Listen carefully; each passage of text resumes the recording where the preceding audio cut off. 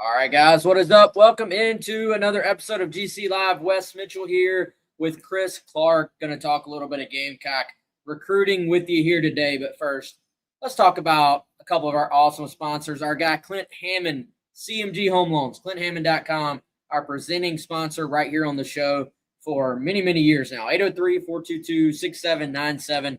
NMLS number 71597. Unless you're brand new, you already know the spiel. And it is, hey, we're not telling you have to call Clint today. We're not telling you to call Clint if you're not buying a home right now. All we're asking is that if you are about to buy a home or you think home ownership is something that is in your future, give Clint a shot to earn your business by calling him at that number. You can text him to 803-422-6797. He's going to walk you through all the many options that you may have that you didn't even know you had when it comes to a mortgage in terms of down payment, your monthly payment. Hey, how much can I really afford? How much do I want to have coming out of my paycheck basically every single month? And how much home can I buy with that? Like, Clint is very, very good at just taking your financial situation, financial picture, and then helping you get into a home that kind of fits what you're looking for. So again, ClintHammond.com for more information on his awesome services. And we'll tell you about our friends at Ferry Chevrolet. Similar to Clint in the mortgage game, if you're looking for a new or used vehicle, maybe you aren't, but if you are, or you think you might be here in the future, near future, hit up our friends at Ferry Chevrolet, Fairey Chevrolet, ferrychevrolet.com. You can also give them a call, 803-937-4531. Started the business in 1926. Located in Orangeburg, right between Columbia and Charleston, but they have a great website at ferrychevrolet.com. You can go there, check out their inventory, check out their financing options, get a look at their new and used vehicles.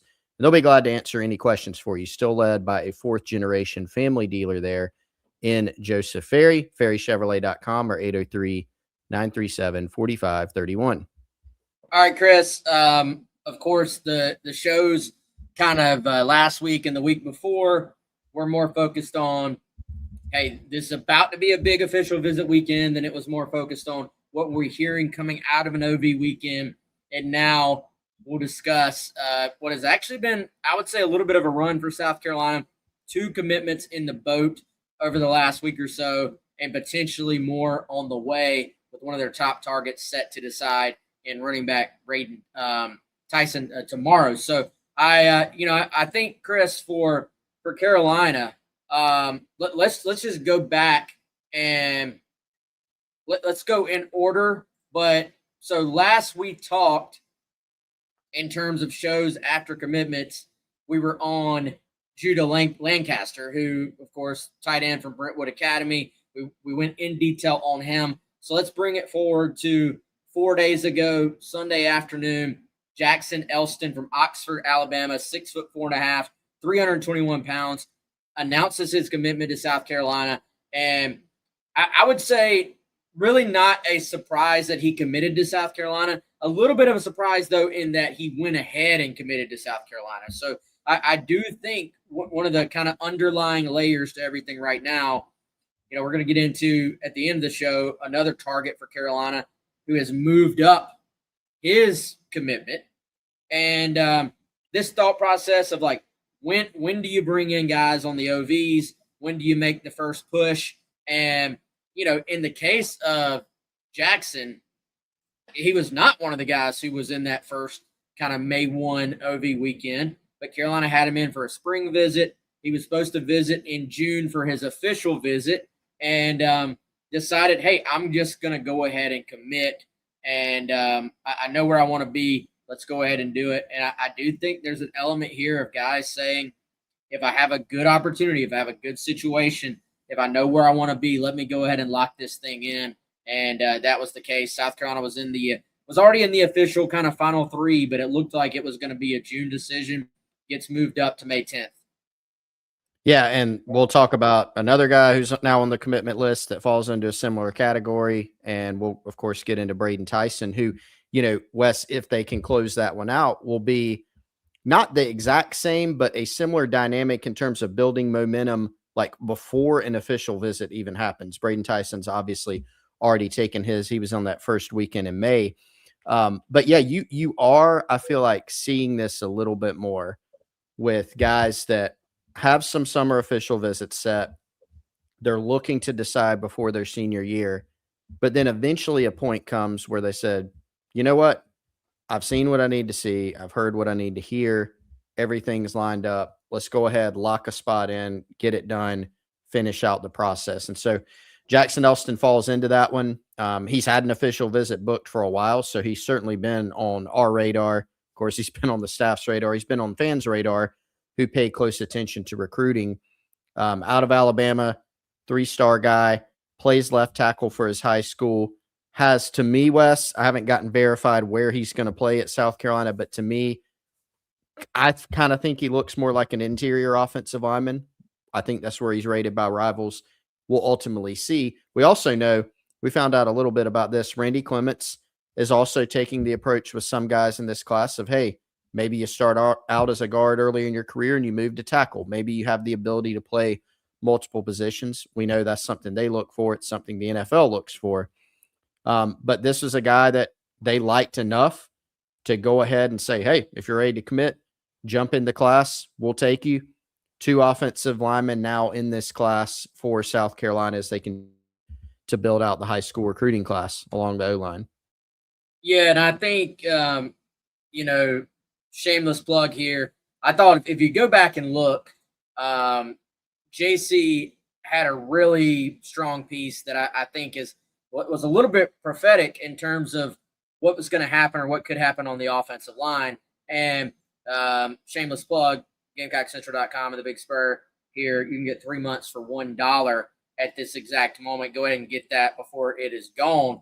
But Chris, I do think that there was a little bit of question. All right, I've heard a lot of names in terms of who is South Carolina in on the O-line, who they're targeting, who they've offered. Chris, some more offers have gone out this week too. Like there's a fairly wide net being cast there. So there was some question about, all right, which of these guys do I like truly need to be paying attention to?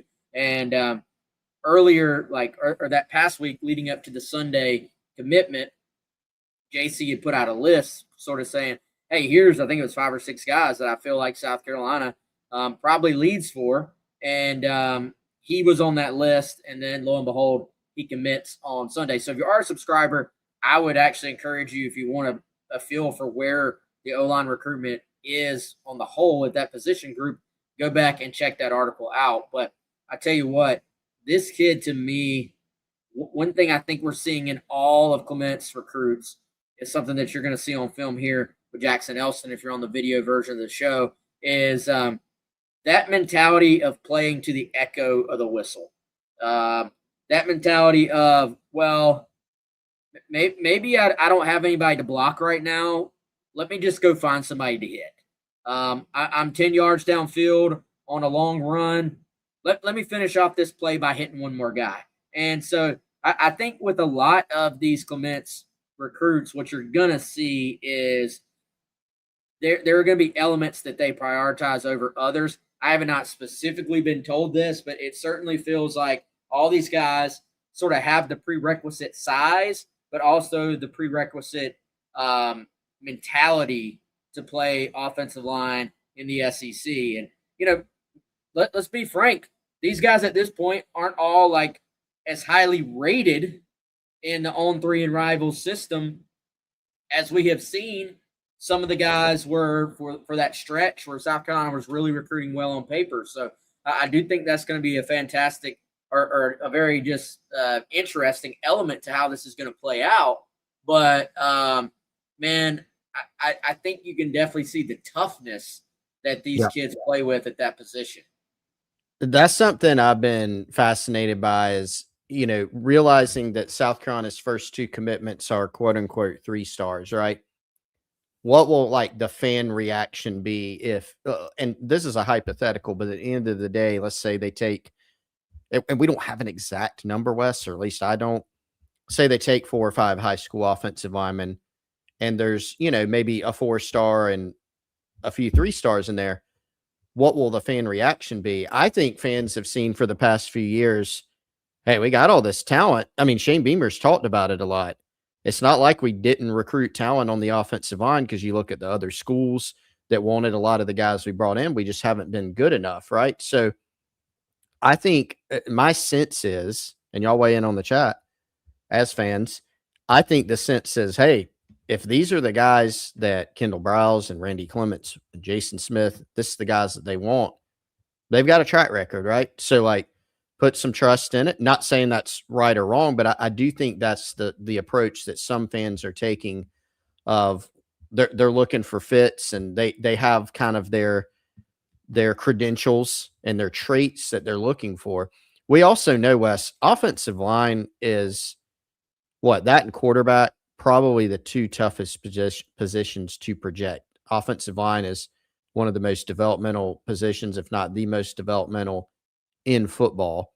And it's really hard to say. Like, yeah, if you said, I'm going to give you a 5-star offensive tackle versus a 3-star, on paper, you don't know anything. What are you placing your bet on? You probably go with the 5-star that everybody wants. But there are countless examples, too many to list. We could go through every single recruiting class in history, point out this guy was an NFL player, this guy was an NFL player.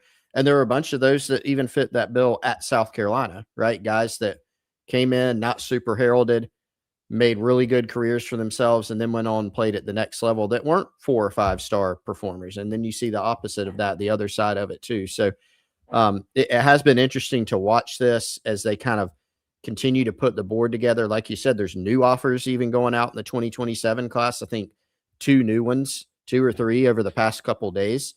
So they're still putting together that board, and we're still kind of getting a sense of what Randy Clements is looking for at that position.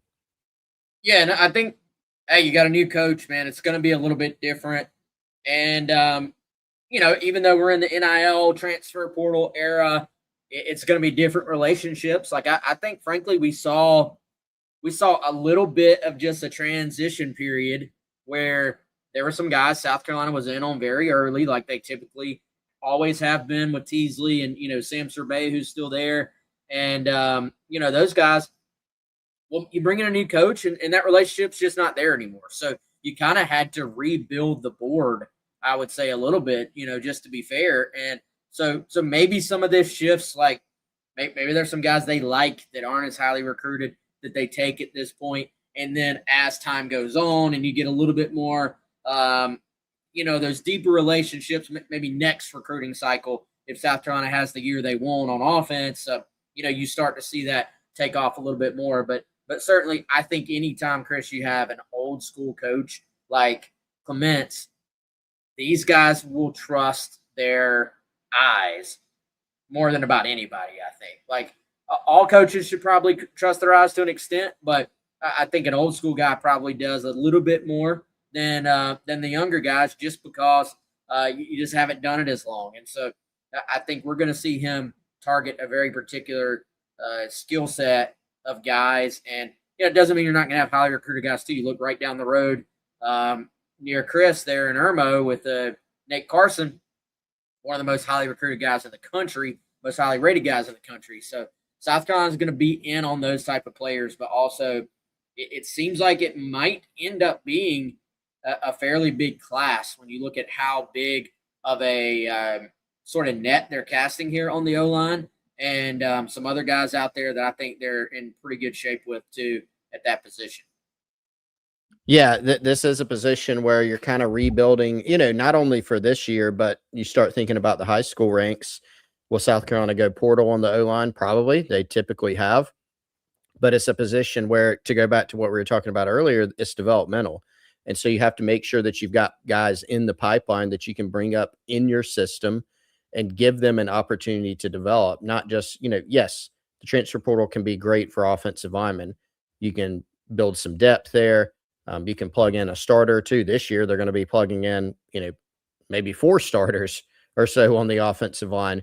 But ideally, you'd like to have kind of those homegrown, so to speak, guys where you're bringing them up in your system for multiple years, learning the ways, learning how you do things, developing them in your program. So, yeah, again, we don't have a firm number, but they've certainly got a lot of targets out there on the offensive line, and probably look for them to try to build a pretty hefty class there on the O-line. No doubt. All right, man. Let's keep it moving forward to Javien Robinson, who committed to South Carolina actually just a couple of days ago now, and listed, depending on where you look, 6'1", 6'2", 185 pounds, a Pennsylvania kid. We saw South Carolina obviously going to Pennsylvania and get Lex Cyrus a couple of cycles ago at the same position. We'll get into the highlights and the skill set here in a second, Chris. So let's start, though, with the recruitment itself. And another situation here where a guy was going to take his OVs, had this, like I feel like we still see the plan be similar to what we've seen over the last 3, 4, 5 years. The plan is take OVs in the summer, decide in June, July, August. The plan is still there, but we're seeing more and more guys move up their recruitments and go ahead and make a decision. And that was the case here. Did not take his official visits, went ahead and locked in his commitment with South Carolina. Yeah, locked it in. And just really odd almost recruitment in some ways. Maybe that's not the best word, but this is a guy that in February didn't have South Carolina in his list and frankly didn't have an offer from South Carolina back in February. So it's odd's probably the wrong word, just a non-traditional recruitment. That's a better word. Odd almost seems like a negative connotation. Not that way at all. This is just a recruitment that doesn't follow maybe your typical high school track where, you offer a guy early, you build a relationship over a long period of time. Obviously, South Carolina knew about Javien Robinson, but didn't offer until February. He had a top 5 back in February that didn't include the Gamecocks. But once they offered, things really advanced very, very quickly here. Got him on campus in April for an unofficial visit. He basically immediately got an official visit booked to South Carolina that'll take place still next month in June. And then from there, had kind of seen enough. You look at his list of schools, West South Carolina is kind of an outlier being an SEC program. That really appealed to him. Mike Furry quickly built a really strong relationship, and he just really liked what he saw and heard from Shane Beamer's program in Columbia. And I think just as a player, a little bit different than a few of the other guys that they've taken. When you look at the 25 class, 26, different than DJ Huggins, who's the other 2027 commitment, and that he looks more like, your true outside receiver, not 6'4" or anything, right? But 6'1", 6'2", has room to get bigger and stronger, plays outside in high school, and it looks like he probably projects there at the SEC level in Columbia too. Yeah, a little bit of disagreement on the rankings to this point. That'll be something I think we'll be keeping an eye on. Does the distance between the opinions on his ranking kind of shrink, or does it continue to be, where there are some outliers here in terms of how the industry sees him? If you're on the video version, you can see that on your screen right now. But Chris, and then even, came down to Syracuse and Rutgers as the other finalists. You certainly imagine that those are the other two that were also really pushing for him because he did have some other Power 4 offers. You had Miami, Virginia Tech, West Virginia, Wisconsin, Florida State, Wake Forest, and then some others involved here. So, I think for him, it probably came down to where he was most comfortable. There was a lot of, I would say, Rutgers buzz here when they were one of the schools that was really pushing it for him before South Carolina started making their push.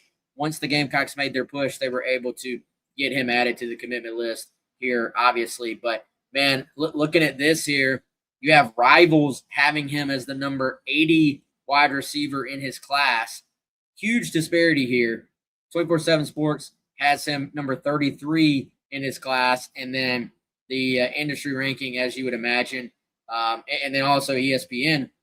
Those two numbers almost an average of the rivals number and the 24/7 number. So that what that comes out to is a 4-star, but right on the kind of bottom edge of that, number 400 prospect in the country, number 57 wide receiver in the country. And so, I think you look at Charles Power and those guys, they put a ton of stock in how much do you continue to improve into your senior year? Do you continue to build that momentum in your final year as you become an older player, or have you kind of plateaued? So I do think with a big senior season, there will be an opportunity for Javien Robinson to move up in the rivals ranking, which then would in turn help him to move up in that industry ranking right now. Because certainly, 80th at his position and 33rd at his position is really a pretty wide disparity, especially right now in the recruiting world we live in now, where a lot of times you don't get a complete consensus, but there's a little bit closer to a consensus on a lot of these guys in terms of where they fall. Yeah, it is a big gap. And, to go to South Carolina's, evaluation, probably take, definitely 1 of 2 receivers, which you have now in Robinson and DJ Huggins. Might take a third. You can now be choosy with that spot. And South Carolina liked Javien Robinson and DJ Huggins enough to go ahead and take them early, right? When you didn't, have to just to fill a spot at the high school level. So I think that says something, just in terms of the internal evaluation. And you always have to, wait and see, how does a guy develop? It's not right now. It's not even year one. It's what does he look like in 3, 4, even 5 years? But I think it's noteworthy that they liked him enough to take him this early, especially when they're juggling some other options at the receiver position, where they kind of said that this is the guy we want out of some of those other options that have still been on the board. So a guy they like, again, a guy that's different than DJ Huggins, who's a little bit more of maybe that slot type receiver. So they have a little bit of versatility between those 2 spots so far in this class. Yeah, let's go out to the film, Chris, and this will give everybody a little bit of a look at just what he's all about as a player. And as you said, outside wide receiver first and foremost. And I think he is a little bit different than DJ, a little bit different than than Stone and the guys that they brought in the last class. So I think that to me matters when you're like building out a roster. You do want a little bit of diversity in terms of the skill set of the guys that you're bringing in. And Sequel Patterson being the other guy they brought in last year, of course, at wide receiver, but also kind of a slot guy. This is someone who can go down the field and just to me, Chris, has kind of that long speed you look for to play outside. I always look at the inside guys more like short burst. What's your explosiveness look like? I look at the outside guys like when you get to top speed, are you outrunning people? Are you able to go up and catch the football and high point it if there's a defender around you? Are you able to adjust to the football? You're going to be expected to catch the ball way downfield as opposed to running these shorter routes or even seam routes from the slot position.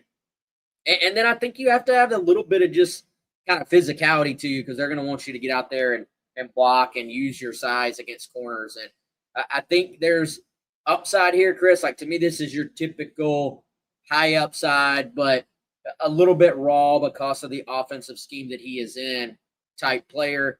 You mentioned the versatility. He's also, you see here in this film, he's playing corner, he's playing some safety. But if you just saw that clip right there, there's a lot of 3 backs in the backfield, lots of option. Like this is a run-based offense that you're playing in. So you're kind of trading off a little bit of the experience some guys at his position would have playing in a little bit more of a pass-first, like pass-based offense. You're trading that in for what is some pretty apparent upside here, both in the eye test and what you're going to see from some of his numbers, at 6'1", at 6'2", and a sub 11 100. Yeah, and I don't think this is a kid, Wes, that if you put, I don't know his 40 time. I don't think this is a kid that you put on the stopwatch and get a 4.3. Because like you said, if that were the case, not only would you be sub 11, you might be a 10.4. This isn't, that I think that was Lex Cyrus's speed coming out. The last guy they signed at receiver from Pennsylvania, a smaller guy, but he was, can jump apparently, which we didn't know and learned when he got to Carolina. And was, 10.4 speed. But I think this is a guy that has some football speed. He's got that long speed that you talked about. He definitely does a really good job of tracking the ball down the field. Right now, he's kind of a deep route type of guy. That's what they ask him to do mostly at the high school level. And they find some other ways to get him the ball. Hey, this is our best athlete. Let's run him on a jet sweep. Let's find a way to get him the ball, get him in space. So I think to your point about the rawness, that there will be some refinement needed here, just in terms of the route tree, how you're running routes. But there's some material to work with here because he's willing to mix it up. He has some size, he has some twitchiness to him, and he can certainly go get the ball down the field. And so, guy that Mike Furry seemed to really like the traits there, and someone that he can work with once he gets on campus. Yeah, for sure. From what I've seen, you're talking about a 4.5 guy in the 40, Chris, which I think, I think that tracks. You look at, and I'm going to lean in on our guy Charles Power a little bit here, man, as we always do. He likes his flexibility, his agility, his change of direction, can make people miss in the open field. Also mentions, of course, that, he does play in a run-based offense. So he likes the tools, but just I think compared to some other guys who are like your what you would say in recruiting are like can't miss high 4-star type prospects, he's more of an athlete playing receiver right now as opposed to being this super refined wide receiver. But that's where the development, that's where going and playing for a guy like Mike Furry comes into play. And I don't know, man. I like that he can mix it up and play some DB too. And Torian Gray may start calling his phone too now, just looking at some of this stuff. Is he tall enough? 6'1", is that tall enough, you think? Oh, yeah. Okay. Yeah, I think so. Yeah, Torian's like, hey, I kind of like the way this guy looks. I mean, doesn't he look kind of like a Torian Gray DB? Yeah, he 100% does. Don't show Torian the film if you're the offensive staff. He might become interested in a hurry. It does say on his huddle wide receiver / DB. Just saying. It does. It does. Doesn't just he's been listed as an athlete on some of the services, I think. I don't believe there's much of any talk about that, at least from what we've heard about that being the case at South Carolina. But I do think that always gives you a little bit of versatility as a player in terms of, or a little bit more upside, knowing, hey, if for whatever reason things aren't working out at one spot, I've played somewhere else and there is some film of me doing it at a high level. So that gives you a little, just an opportunity if things don't work out to maybe help the team in another spot. Chris, before we move on, I want to tell everybody about one of our other great sponsors. Yeah, let's tell everybody about our friends over at Atsko. If I can get them on the screen. There we go. Atsko.com. Atsko Solutions for waterproofing, hunting, personal care, animal care. Just go check out their website. Key it in after the show, of course. Atsko.com, Atsko.com. Our guy Lee Wiles running the show over there. They've been around for a long time. Short version, if you're an outdoorsman, you must check out Atsko. They got their zero UV residue scent, the complete scent and sight solution. Deer Sea UV brighteners. They've got repair products, personal care, everything from skin protection to odor control, sun protection, products for sensitive skin, and safe products for your pets. That's Atsko, ATSKO.com. Certainly appreciate those guys and all of our great sponsors, and appreciate you guys being here in the chat. See Nick, see Jeffrey, see Garnet Yardbird, our guy Fred Cooper, Coleman Johnson. Hope everybody out there is doing great, and I appreciate y'all hopping on here with the live show. I know we don't always make it easy on you in terms of knowing when we're going to hop on, so appreciate those of you who do get on here while we're live, or at least, go back and watch it later on as well. Appreciate you guys too. But Chris, let's go into the future here a little bit, man. Some upcoming potential decisions that could go the Gamecocks' way, and right around the corner. This one fits the mold that we've been talking about, and that would be, of course, Braden Tyson, 4-star running back, Brookwood High School there in Snellville, Georgia. And I will say on this one, I do think we adequately set this table for everyone, set the stage for everyone, that this could be something to keep an eye on. And as with all these recruitments, there are no guarantees because you just don't know which way a prospect's mind is going to go after he takes an official visit. But we tease the possibility of, hey, there are these other OVs that are set, but does he actually take the other official visits coming off the trip to Columbia. Now we learn this past weekend that is the case, that he would not be taking these other OVs. And, I think quite obviously at this point, everybody knows kind of where we think this one is probably headed in terms of South Carolina. Got to feel pretty good about the Gamecock spot here. And because I feel pretty sure saying we're not going to have a Friday evening show, Chris, let's go ahead and dive into what a Braden Tyson commitment would mean for South Carolina as they made this really just massive push on that official visit and leading up to that official visit. Yeah, and so let's back up a little bit, Wes. First of all, on running back recruiting in general for South Carolina, everybody knows 2 cycles, no high school back. One of the factors that led Shane Beamer this offseason to say, let's make a change at the running back position, bring in Stan Drayton, a veteran, a guy that has a track record at multiple schools, a guy that's been in the NFL, develop guys wherever he's been. And so this was obviously a huge priority. Hey, you got to go sign a high school back. And in fact, South Carolina wants to take 2 in this class. You look at Tyson, he's been on the radar for a while. His official visit last month during that first OV weekend was his, I think, 3rd overall visit to South Carolina. The Gamecocks had built some momentum, some pretty substantial momentum going into that trip, to where if things checked out, if things looked good, you kind of got the sense of this could be one of the 2 guys ultimately in the class. And everything from what we've heard, from what Braden Tyson said after the visit, certainly checked out. And then the question became, Sunday that he finishes the visit, still talking about other OVs, but will those happen? We got the answer to that. No. You look at the visit timing, and so everything's lining up well for the Gamecocks. So you look at this kid, man, big kid, 6'1", 215 or so is what he's listed at. He looks it on film, and it's been super productive at the high school level. Over 1,200 yards last year. The year before that, as a sophomore, had 2,200 yards and 26 touchdowns. So the production's been there at a high level, a 6A program in Georgia, and a lot to like here, I think, for the Gamecocks. Yeah, and this could be kind of the breakthrough that they're looking for. I think we all anticipated just the way this thing is playing out. They were not going to be shut out in the high school ranks again, but I'm sure they'll love to go ahead and get him locked in and have him in the class.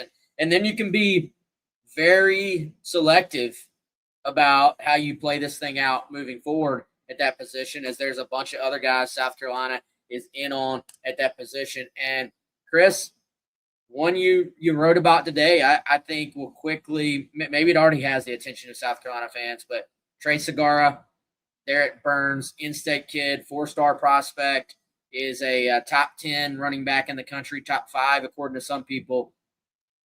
It kind of feels like there is increasing South Carolina momentum here as well. So are we at the point? I kind of think we are. Are we at the point of allowing Gamecock fans to dream about that being their high school class, to potentially have Trey and Braden Tyson as the 2 backs? I mean, that's probably about as good as you could wish to do. I think they can dream it, and, Segura's in an interesting spot where he's kind of coming down the home stretch of his recruitment. He does still have a full slate of official visits to take. Indiana's up first this weekend. Tomorrow, Friday, is the first one. LSU's tried to get involved a little bit here as of late. West Penn State, who has an in-state commitment, Aiden Gibson from Woodruff, is another that's involved. South Carolina gets an official visit later in the process in June. And the timeline seems to possibly have moved up a little bit for Segura. Seemed like maybe he wanted to do something in July, kind of seems like maybe later July. Now he's kind of taking the approach of when I see it and when I know it, I'll know it. He's not really putting a firm timeline on it. And so if you're South Carolina, you're not the first of those officials, obviously. So you probably need to get there. You need to survive some of these other visits. But they seem to, this is a recruitment that's admittedly, they've been on this kid for years, literally, across multiple offensive staffs and running back coaches. It's been a little bit up and down. but there seems to be some stability with it now. He really likes the home factor of South Carolina, that they're selling a lot. His parents attended the University of South Carolina. So there are some ties there that are helping. You got to get it to the finish line. But certainly the chances here on Segara and being able to pair him with another 4-star back in Tyson, much higher than they were maybe several weeks ago. Well, I think, man, let's call it what it is, too. Notre Dame was very, very involved here in this recruitment. And now, they got 2 guys committed at that position. It just kind of goes to show you, like, all these schools are operating with certain numbers at certain spots, and they're going to try to fill them. And once they do, that in a sense is kind of that sort of feels like Tennessee was really, really strong here for a stretch. Maybe the Gamecocks have the best position right now. I don't know. It certainly feels like they're in a way better spot than they were. But like you said, let's see how these visits go. Let's see what happens coming out of the OVs. I do, Chris, think it helps when you're the home team of at least getting a guy to wait and take your visit.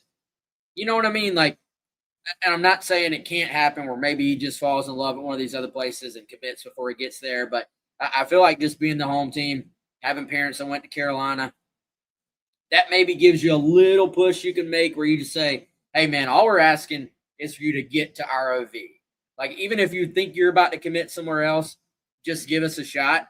And I think as the home team, if a prospect is really interested in you and your place, they'll maybe give you that benefit of the doubt. I think we're seeing that a little bit with Dobson setting his final OV to South Carolina. It's kind of a little bit of a nod. It's not an in-state school anymore in terms of where he's at school, but I think we all kind of still look at him and treat him like an in-state prospect. So there was a question. Let's tie this all up and tie it together. Our guy, Jeffrey Lynn, any concern about in-state recruiting for South Carolina, which I've seen this pop up quite a bit, Chris, in maybe the last few weeks. It is interesting that we're having this conversation about that. When you really just look at how well South Carolina has recruited the state the last couple of seasons. And yeah, right now, if you were just to look at this thing, you may say, hey, like, what's going on? And Carolina did have an in-state commit in Jaden Kelly Murray. He, of course, is not in the class anymore. So some of that is kind of South Carolina distancing themselves a little bit there. And so I do think, as with anything, like you don't want to go through this class and look back and be like, well, didn't sign any in-state prospects. But I do think you have to look at all these a little bit individually. Like, look at the conversation we were just having about running backs and then put that in context with Aiden Gibson. South Carolina at some point decides we're not going to push there quite as hard as we were before, to kind of put it delicately. And so if you're just looking at this stuff from a surface level standpoint, you may click to the rankings and say, hey, that's the number 6 player in the state, 4-star running back, went to Woodruff, which is a traditional powerhouse. How are you going to let this guy go to Penn State? And then you may look at it and say the greater context is if South Carolina ends up with Trey Segara and Braden Tyson as their running backs, then you say, well, that's how that happens. Penn State got a guy they wanted. South Carolina got 2 guys they wanted, and everybody went home happy. So I think it's in the context of everything. If Jaden Bryant, 5-star from Irmo, goes and actually signs with LSU, but you got Fred Ards and one of these, KJ Green, who, pick one, then you're going, well, I would have loved to have the local guy, but I still got 2 blue chip edges anyway. So I think there has to be context. Like, I'm not writing off the question, and it's a good question, Jeff. Jeff's one of our more in-tuned listeners and viewers and readers there on Gamecock Central too. But I think it remains to be seen. I think let's see what this looks like at the end. And even then, Chris, if this is just a down year for them in the Palmetto State, isn't there a little bit of a pass there considering how well they've recruited the state of South Carolina the 2 prior seasons? Yeah, and I think it's too early to know if it's going to be a down year. I mean, 5 of the top 10 have committed to other schools. But to dive into that context, Ty Johnson, number 10, offensive lineman from Lucy Beckham in Mount Pleasant, had a Carolina offer, Georgia Legacy. Okay, you kind of get that, right? Jaden Worth did have a Gamecock offer. He commits to Clemson. Jaden Kelly Murray, you parted ways there. You just laid out Gibson. Trey Wembley, who's number 5, goes to Daniel, which is basically Clemson Jr., and Carolina had not offered there. And then, all of the top 4 you're still in the game with. Yes, Jaden Bryant's committed to LSU. You're still in the game there. We'll see what happens. Seth Tillman from South Point, big-time battle, Clemson, Georgia, South Carolina, others. Cigar, we talked about. Nate Carson, South Carolina, Tennessee, primarily battling. You could walk away with, according to the Rivals industry ranking, there's a world in which you could get 3 of the top 5 or 4 of the top 5. Amari Patterson, number 7, leaning out of state right now, has out-of-state suitors. Carolina offered a little later there. Still in the mix? Yep, still in the mix there. So this picture, the point is this picture could look a lot different even after the summer, right? And there might be further context needed on all these things. So even though recruiting's heating up, you do have to go beyond, hey, let me look at the top 10, top 15. I mean, also in the top 15 is Jackson Ross from Hammond, who's considering South Carolina and has offers from, Texas Tech, Vanderbilt, taking a no-V to South Carolina this summer. So in that top 10 to 15, context needed, and I think we'll have a better sense by this football season, I think it's fair to say, Wes, on what this in-state class will end up looking like. Yeah, and Chris, if we quickly here go back, this is the most recent class. Julian Walker ends up finishing at number 1, Javien Current's number 2. So you get the top 2 guys in the class. You get 3 of the top 4 to include Zion Giles. It's 4th. Polo Anderson, Dorman product, good player, good kid. Like I actually really liked talking to him early in the process. But always kind of felt like one of those guys, hey, if Clemson really offers and pushes, they're going to be tough to beat out. And so that's how it falls. And you get 3 of the top 4, 3 of the top 5, with the 5th being someone, as much as we talk about the Tigray sort of style, there are going to be guys that are somewhat highly recruited that just do not reflect or do not fit what Tigray is looking for. And, unfortunately, a Gamecock legacy in Azel Banag here at AC Flora in Columbia ends up finishing the class as a 4-star and going to Oregon. But South Carolina never really did much there. You can go down the list here. Of course, Carolina signed Sequel Patterson. He'll be on campus, I guess, in a few weeks. Even Amiri Acker, who goes to NC State, there was a little bit of buzz throughout that process that South Carolina was toying around with, trying to flip him. He was originally committed to Liberty, and Carolina never completely pushed there to get him. So you start to get a little bit more into kind of some of that context or subtext with some of these other guys in terms of did they really push or not. You may say, well, hey, here's a couple of Florida State guys. Carolina didn't push a ton there either, I don't think. Of course, Tamarian Watkins, Northwestern, he goes to A&M, and that's just A&M came in and landed a guy. South Carolina wanted him, A&M got him. It is what it is. You're not going to win them all, but I do think if you look at the overarching kind of process here, South Carolina has not really struggled to sign players in state at all, particularly the players they've really wanted. The ones they have pushed for, you're never going to bat 1,000, but the last couple of cycles, they've gotten most of the guys that they've wanted. Yeah, and there's been some guys where it happened later, happened earlier, and so that's why you kind of, you've seen that growth in the Shane Beamer era where, it was a struggle early on. 2021 class, don't really count that one. You had a couple weeks before the early signing period, if that. You had the COVID shutdown. 2022, most of the guys in the state went to Clemson, frankly. The top player in the state, Jalen Sneed, went to Notre Dame. Tried to get in on all those guys. You didn't have as much of a runway. It's a new staff.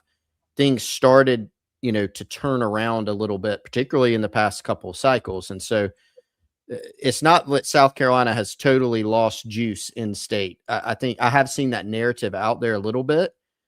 And while they don't have, 5 of the top 10 locked up or anything, we just tried to kind of lay it out. There is a path for them to do some damage in state. It's just kind of a wait and see. And you have to judge it, at the end of the process, because we're not close to there right now. We're not even into the beef of the official visit season, which is going to happen next month. Camps, official visits, all that.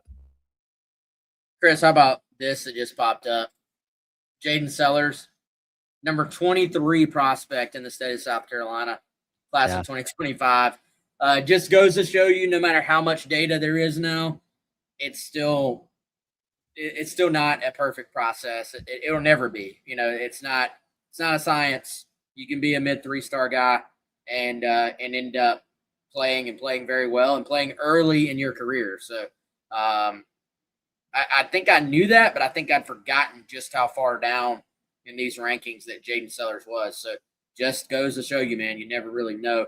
Real quick, and I don't want to go too deep into this one, Chris, because I think we still to reach our normal standard of accuracy, I think we need to keep digging on this one. But what is a fact at this point is that A.J. Randall, the big-time linebacker target, has moved up his date for his commitment. Initially, we talked about it right after the OV to South Carolina. Initially, he was going to commit in late June. Bunch of blue bloods, lots of, Georgia, Ohio State, they're all getting OVs. In-state for him, NC State getting an OV. And now after the South Carolina, and I think he already took the NC State one as well. Need to double check that. He has set his decision, which on the surface, could be a good sign for South Carolina. You look at some of the national media talk right now, and there's lots of talk on here Thursday when he's made this announcement about Miami being really strong here too. It's not taking an OV to Miami, but it's taken multiple unofficials to Miami. I do think there's some quiet confidence in the South Carolina camp, judging by how well that OV went to Columbia. And I think South Carolina set a very high bar there. That's, I believe, the words AJ himself used to us on Gamecock Central. So I would put that one, Chris, in the category of we're going to keep tracking it. Don't completely read into the early decision, meaning South Carolina, but I wouldn't quite lean like completely into the national talk being Miami as like the absolute gospel yet either. Like I think this is one we're going to keep diving into in the next week going into his decision. And a heck of a prospect though, man. Like he fits their linebacker profile right now for this defense to an absolute T. Yeah, I don't know how much more I can say other than what you said there. I totally agree in terms of how you read this one. And, some people are watching this live. Some people listen later. By the time you listen, if you're listening later, podcast version, or if you're going back on YouTube, maybe we've already dropped another update at that point. So go check and make sure. 3 months for $1, Gamecock Central and the Big Spur, GamecockCentral.com. And all the national intel from Chad and Wilt Fong, Nakos, all those dudes that do an awesome job. I think everybody's still trying to figure this one out for sure, right? Got a week from today until the decision.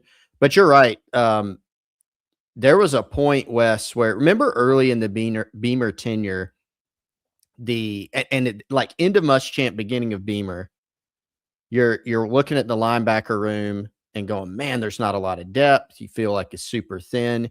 There was a switch that was flipped at some point under Clayton White and Trey Money there where they started getting like some traits guys, some body type guys, J.R. Johnson, J.O. is a transfer, Donovan Darden, those types of guys that you're like, is this guy a defensive end or a linebacker, and A.J. Randall fits that mold. He's got length. He can, he looks like a big DB, really, but can really continue to grow into that linebacker spot, really athletic. You see the offer list, right? And how many schools have been booked for an OV, have prioritized him. Miami has been at the forefront of the talent acquisition NIL game. They're, if you're battling them on a school, that's a good sign that you're going after a guy who's probably pretty good and pretty highly touted. So we will see on that one. Hopefully we'll have more here soon, but definitely one we're watching and keeping an eye on. Yeah, come on over, hang out with us, GamecockCentral.com, thebigspur.com, 3 months for $1. Sometimes in marketing and in business, people say things like, it's going to go away soon, blah, blah, blah, blah. Other than the deal we did when we being Gamecock Central, when Gamecock Central first moved over to On3, which was, full transparency, that was a full year for $1.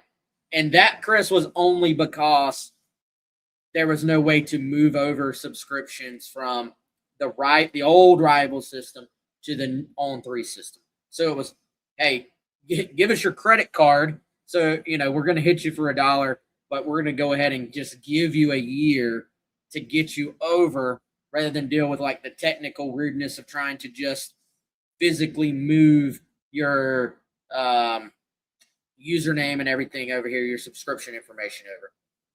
I say all that to say, since then, Chris, I actually do not believe we've had a deal this good. Like have we? No, I was just trying to add some intrigue to your statement. You were acting surprised. Like I was like, have we? But we haven't. We've done a 50% off annual before. Yep. And that one will pop up again. Like, I'm not gonna lie to you. Like, there will be other deals, but 3 months for $1. Really, they only do this one for special occasions, and the special occasion being that JC and his crew are now with us all under the one subscription. So if you're not a subscriber at this point, get on with this. And then if you don't like it, just cancel. That's fine. Yeah. It's no hard feelings at all. If you do not enjoy the content, if you don't think it's worth it, just cancel. It's cool. But for 33.3333 repeating cents per month, I think you will get value in these 3 months where you can decide if you want to stay or not. Is that fair? Very fair. You might say, hey, that was only worth 33 cents a month, so I'm good going forward. I'm not going to do it. Fine. Great. I do see. I mean, we hear this a lot, Wes. I don't understand why people would pay for quote unquote news. If you're in that camp, just try it for $1. Cancel after 2 months, whatever, if you don't find it worth it. But that way, and you may say, because it's not just quote unquote paying for news, you get the community. You now get 2 different brands. You have a bigger staff. We have tons of content. You get the insiders forum. We're hanging out there often. We love hanging out here on the show, but we're there all the time on the boards, all the content. Now it's like, Wes, I don't know, man. It's been like double the content. I feel like they've doubled us up at least with the guys at the Big Spur putting out a ton of content. So that way you'll know. It gives you an easy pathway. If you've never tried it, try us out. If you don't like it, totally cool. We're not. No hard feelings. So yeah, no hard feelings at all. But this will give you an opportunity to try it. So check it out. At least you'll know. At least you will know. Yeah. All right, y'all. We're out. He's Chris. I'm Wes. Thank you for joining us. If you're I saw a couple people just hopping on. If you're just hopping on, just rewind the YouTube and you'll be able to watch the rest of the show coming up. Hey, Garnet Yardbird making a sell. Listen to Garnet Yardbird here. Oh. He says the Ask Chris thread alone is worth the money. So shout out to Chris. Chris, you owe him lunch, I think, for that. I owe him at least $1. Yes, that is not a paid placement, so I really appreciate that, man. We'll give you Firehouse subs. Luke says, wait, GCC and TBS merged. So the Big Spur brand moved to under the On3 subscription with Gamecock Central. That is JC, Jamie Bradford, Matt, Rob, those guys.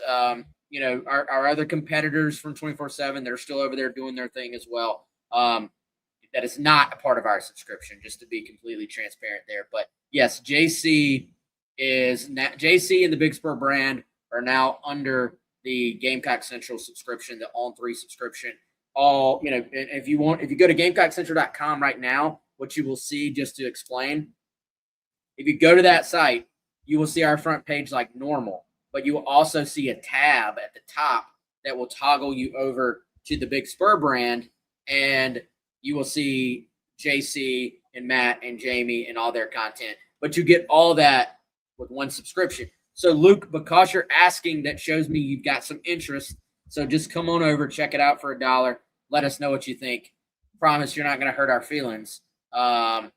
If you come on board and you don't like it, that's fine. We just want you to give us a shot. So, all right, y'all, we're done. We're out. He's Chris. I'm Wes. Thank you, as always, and thank you to all of our awesome sponsors, too, for making the podcast possible. We'll be back soon and be on Gamecock Central on Friday as we break down the potential commitment of Braden Tyson to your South Carolina Gamecocks. So